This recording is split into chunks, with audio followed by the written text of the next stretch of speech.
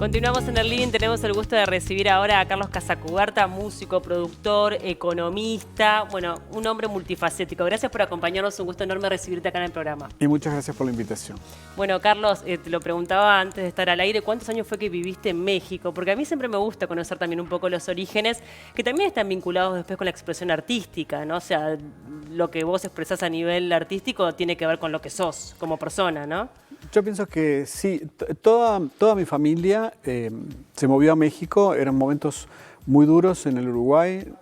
Nosotros éramos papá, mamá, 4 hermanos. Mis padres, en el contexto de la dictadura y de la represión en la universidad, habían ido perdiendo sus trabajos. Habían tenido cada vez menos posibilidades directamente de ganarse la vida.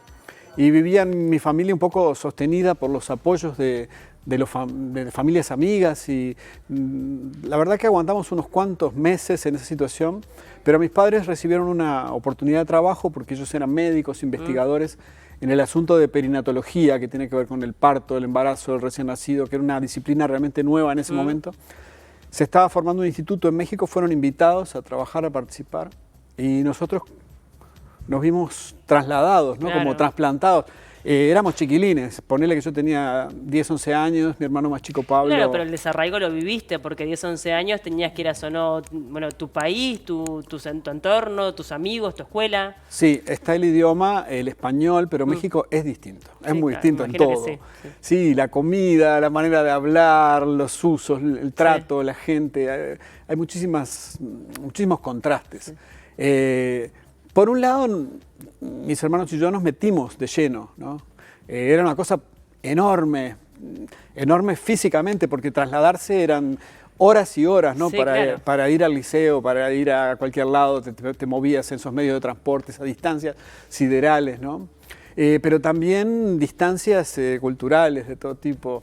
Nosotros nos metíamos, nos fascinábamos en todo. Pero al mismo tiempo sí teníamos la sensación de ser como un poco ajenos, ¿no? Sí, claro. Sí. Estaba pensando en esto de que, bueno, tus padres están vinculados a la ciencia, pero también estaba vinculado tu padre al humor. Él escribía en una revista, ¿verdad? Cierto, mi padre siempre tuvo una beta literaria. En esa época, digamos, de los años 60, había una revista que estaba alrededor de Cuca Esclavo, Juseca, Lebrero y otros, que se llamaba Misiadura. Y mi padre era un escritor, digamos, y el humor siempre fue como una parte de... ¿Y el humor qué peso tenía en tu familia? Y el humor y el arte, ¿no? Porque, digo, salieron varios artistas de esa escena familiar. Sí, yo siempre me acuerdo de la familia de mamá, que era una familia, por el lado materno, una familia de origen gallego. Eran modestos de condición económica, pero tenían como mucha inquietud cultural. Eran de la zona del Cerrito de la Victoria. Y la familia Barreiro giraba toda la vida alrededor del piano, de los tangos, me imagino ya los años 40, ¿no? La infancia de mis dos padres, pero siempre se cantó en la familia Barreiro, mi abuela Lila, el tío Artigas, que siempre recuerdo la presencia de la música también muy, muy importante, y mamá nos cantaba a todos, los niños, para dormir. Nos cantaba un repertorio muy, muy privilegiado, porque nos cantaba todas las de Yupanqui, ¿no? Luna Tucumana, El Arriero Va, nos cantaba tangos de Homero Mansi, como si te dijera Malena, Barrio de Tango, muchas canciones que tuvieron un impacto enorme, pero yo pienso que lo que fue más importante fue la voz humana, la melodía, como creando un puente afectivo. Sí. Y nosotros muy chiquitos, y mi madre cantando, es uno de los recuerdos más antiguos que tengo en mi vida. Bueno, es un recuerdo hermoso. Sí, tu mamá cantándote es lo más lindo que hay. En ese entorno, digamos, como que de mi familia vienen muchos hilos que siguen para, no sé, por ejemplo, mi hermano Gabriel es músico. Sí, claro. Mi hermano Marcelo es fotógrafo, tiene como un interés también en la ciencia, porque tiene interés en la biología y ha hecho muchas películas de fauna, no sé, como que hay unas variedades, unas combinaciones muy interesantes. Pablo, que es escritor, pero al mismo tiempo tiene esa idea de GEN, que es una especie de institución que trata de... Bueno, la ciencia y el arte. Justamente juntar. Así que bueno, todo eso circuló por muchos caminos. Es bien interesante. Y bueno, y además paralelamente, bueno, a toda tu creación artística, que me imagino habrá comenzado a emerger en esa adolescencia, cuando estabas instalado en México, el hecho de empezar a, capaz que tus propias primeras composiciones o primer acercamiento al instrumento, a la guitarra, ¿fue ahí? Yo sí, toqué guitarra, participé en unas bandas de rock del liceo. En cierto momento estábamos cerca de un grupo uruguayo que se llamaba Camerata, que tenía como una versión de tango moderno. Vinicio Ascone era el contrabajista, que era una persona muy importante en nuestro mundo afectivo y musical. En cierto momento, cuando llega el Sabalero a México buscando formar una banda, Vinicio me manda a mí, ¿no? Y yo digo, pero yo no toqué nunca el bajo, Vinicio. Bueno, dale, ponete a tocar, conseguiste un bajo, qué sé yo. Claro. Y ese fue como mi primer trabajo musical. Qué Toqué bueno. el bajo en la banda de José Carvajal, el Sabalero. Bueno, Sabalero qué orgullo, ¿no? Sí, increíble, porque era mi héroe, Sí, mi héroe de infancia. Y además eras un chiquilín, o sea. Sí, tenía 16, Y 17 bueno, años. claro. En realidad mentíamos, porque México tiene regulaciones muy estrictas de los locales nocturnos para menores de actuación edad, segura. sí. Entonces yo, digamos, simulaba o fingía una edad un poco mayor Bien. que la que tenía. Igual lo mismo hizo mi hermano Gabriel cuando empezó a tocar con el Sabalero. Y bueno, tuvimos ese desarrollo porque mi padre me llevaba a los tablados. Cuando éramos chicos, había uno en propio Ciudad Italia, que no sé. Y José Carvajal iba a tocar de traje con guitarristas, ¿no? Y cantaba todas sus canciones, Chiquillada, Mi Gente. Claro. Y, bueno, ahí Yo lo era tenías fan. como ídolo total. Sí, es raro porque un chiquilín de 7, 8 años en general no pide discos cuando Sí. viene a los Reyes Sí, claro. o cuando hace el cumpleaños. Una de las primeras cosas que fue mía, sin ser un juguete, fue el disco Canto Popular de José Carvajal. Y entonces cuando él viene yo a los 17 años, viene José Carvajal a tocar y yo voy a ser parte de la banda, era como Claro, el sumo. sueño cumplido, estoy Olvidate. tocando, seguro. Totalmente. Paralelamente, bueno, el comienzo de tu carrera artística está, bueno, tu profesión como economista. Sí, ¿Qué siempre... uno pensaría como a priori, volvemos un poco a lo que es tu hermano con Ger, ¿no? No tiene tanto que ver, capaz son como mundos que estarían separados, pero deben tener puntos en común. Sí, la ¿Qué me música y dirás? la matemática tienen Eso. una enorme intersección. La música tiene una estructura muy, muy clara que se expresa siempre, ¿no? Una estructura temporal, una estructura de las alturas de los sonidos. Sí. Es precisa. Una estructura de la narración, de las partes.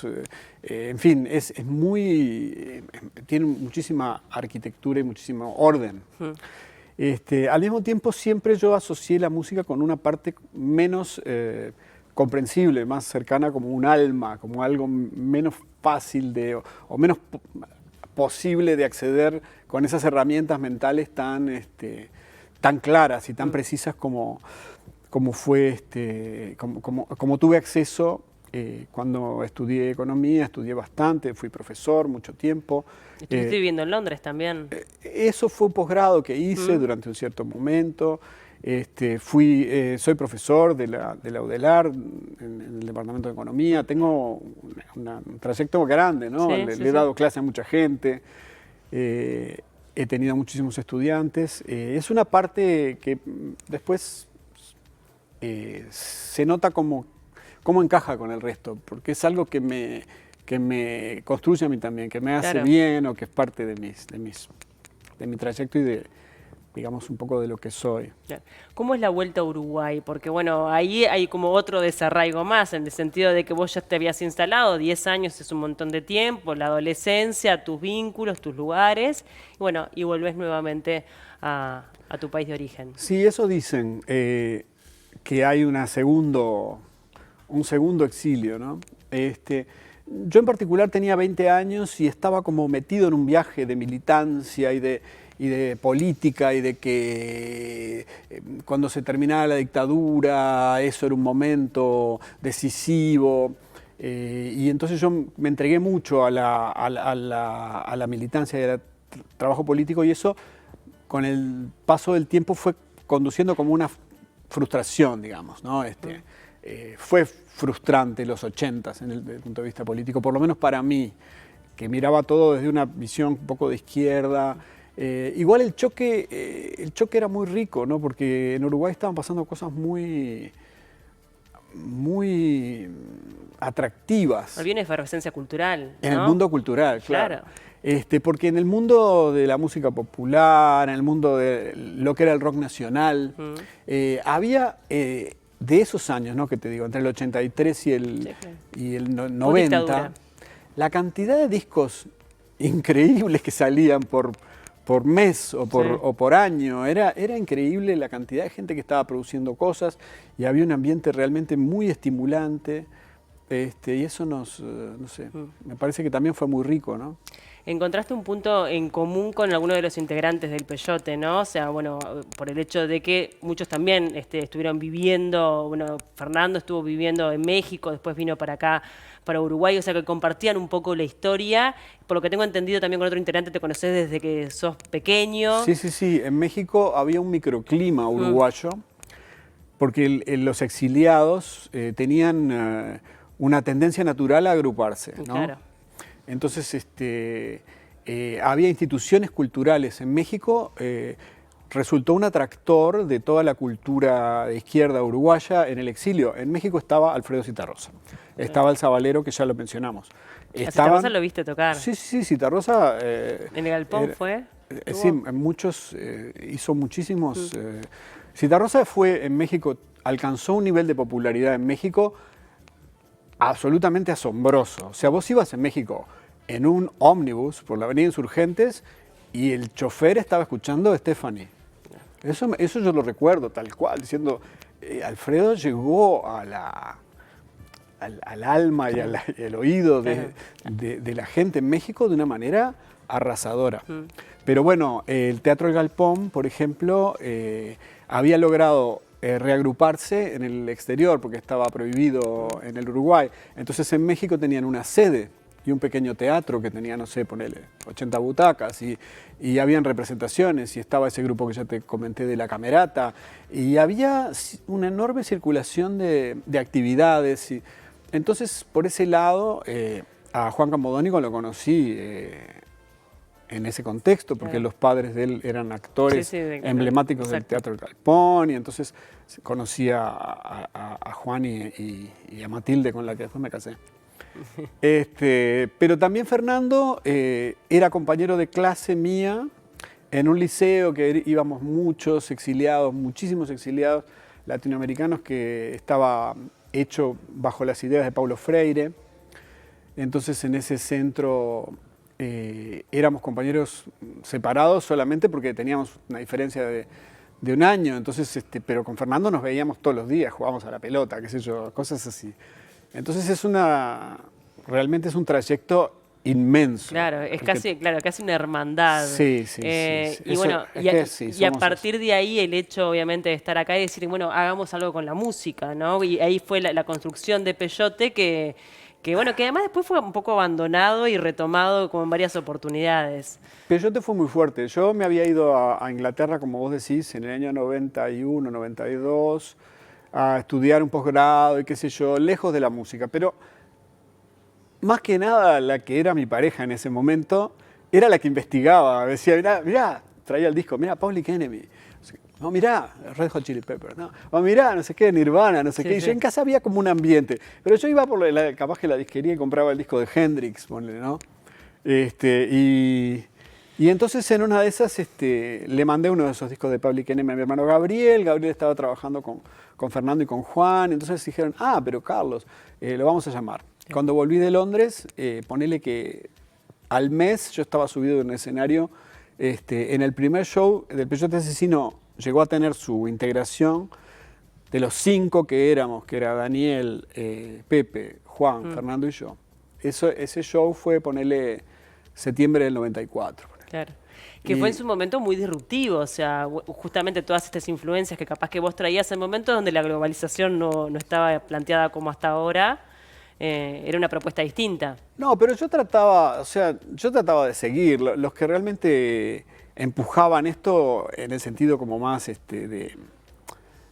como de crear el Peyote eran más Fernando y Juan. Yo era como, trataba de, mirá estos locos lo que están cómo me adapto a este mundo que todos los días está... a mí me parece como que el gran hallazgo también es el personaje que inventó Fernando. Lo que nosotros hicimos fue como, si te dijera, una indigestión de música popular, música en aquellos tiempos contemporánea y con esa indigestión producir algo, devolverlo de alguna manera deforme y esa especie como de máquina de procesar y de juntar cosas que vienen de lados distintos y poder hacer que ensamblen las piezas en apariencia disímiles, ¿no? Sí. Y eso fue lo que en aquel momento, en el 94, resultaba un poco como chocante, ¿no? Sí, como distinto, como, sí, sí. y también como algo que no es políticamente correcto, ¿no? Porque te digo, si nos ponemos a analizar capaz que las letras de Peyote y demás, digo, viene desde otro lugar. Bueno, pero ¿qué? Pero las malas palabras, digamos, o que dice las cosas con un lenguaje popular, claro, que no lo inventamos nosotros. No, que no busca tampoco una reflexión, o sea, va directo al grano. Claro, capaz. no busca, pero produce cosas, produce un efecto, ¿viste? El contraste, yo qué sé, o articula un sentimiento, o una sensación, o una bronca, o una frustración. La letra famosa de Mal de la Cabeza es un cadáver exquisito, o sea, es algo que no tiene un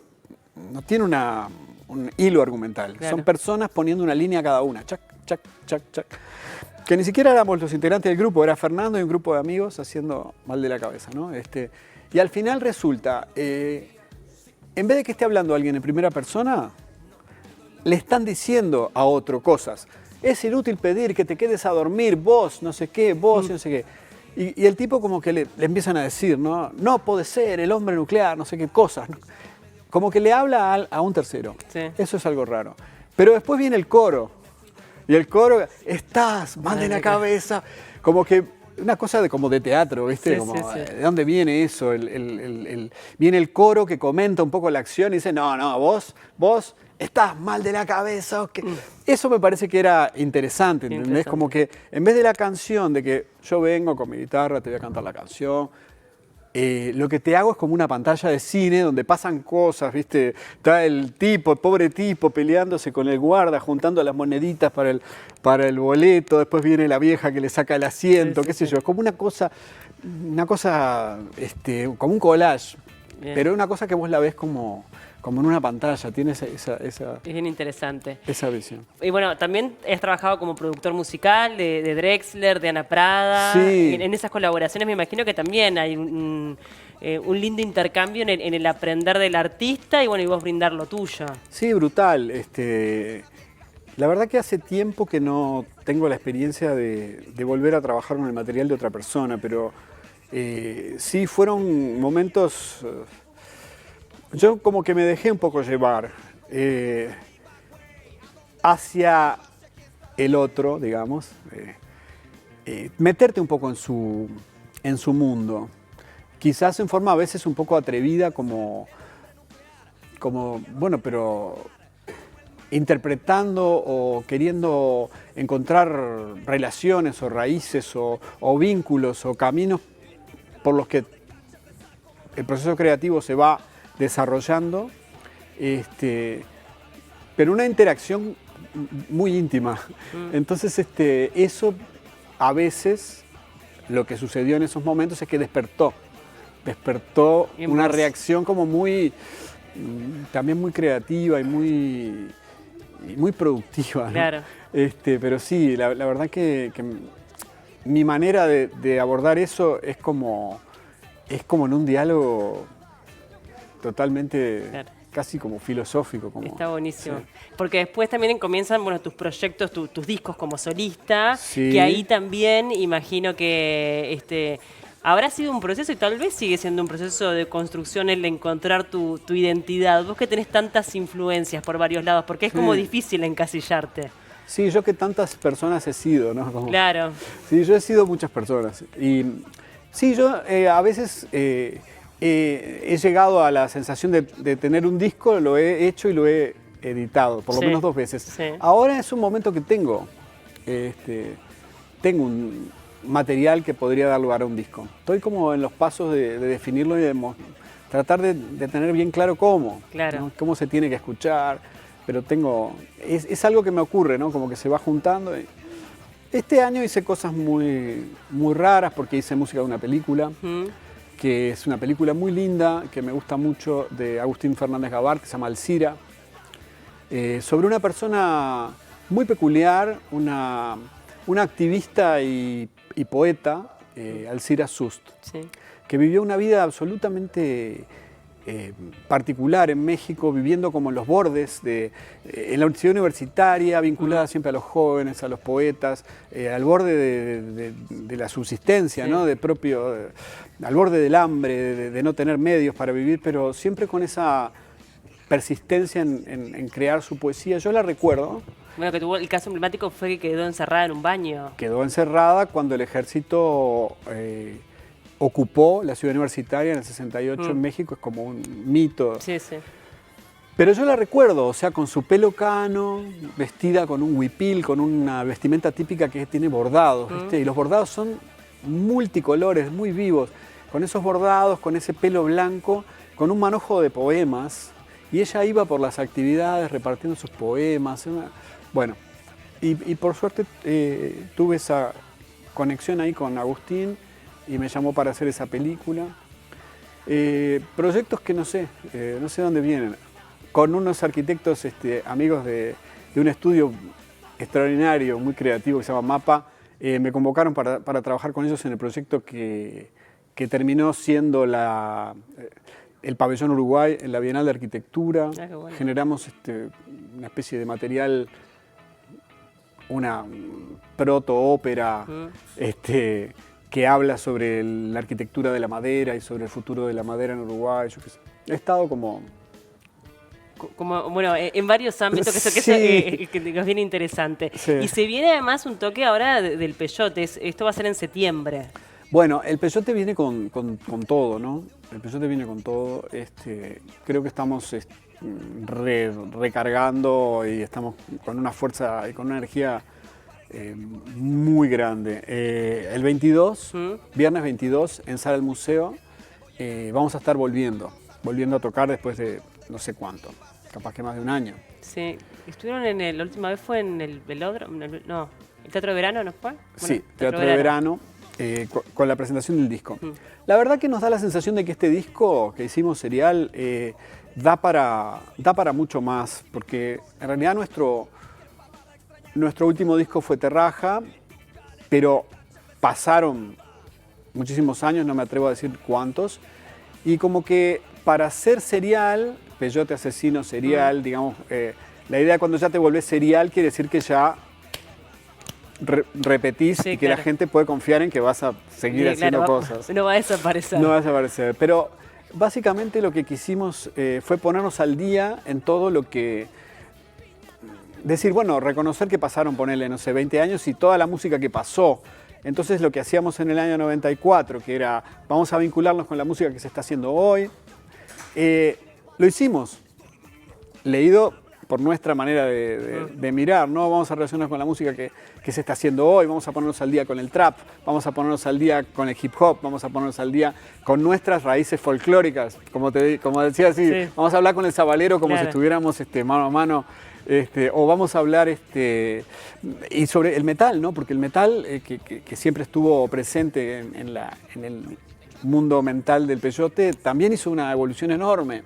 Entonces, bueno, todas esas raíces metaleras, traperas, están en Serial y bueno, le vamos a dar un lugar muy grande a los temas de Serial. Vamos a tocar los temas nuestros, digamos, Los clásicos. de siempre.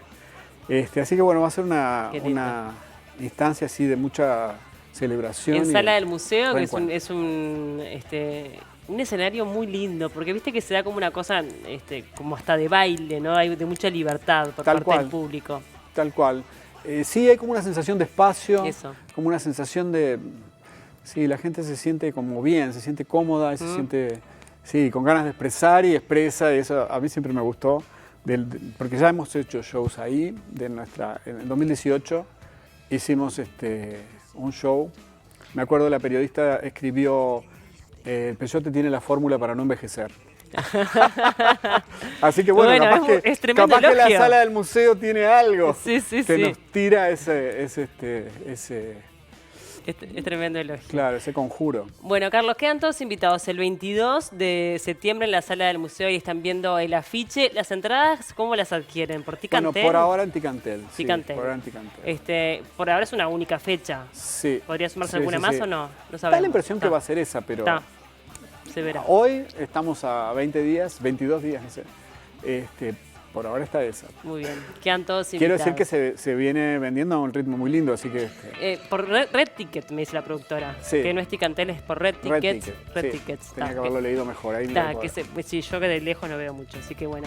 Por Red Tickets pueden adquirir las entradas entonces para el próximo 22 en la sala del museo para ver el nuevo show del Peyote Asesino. Gracias por conversar de todo. Bueno, un gusto. Gracias, un gusto Gracias por recibirte. preguntar. Gracias.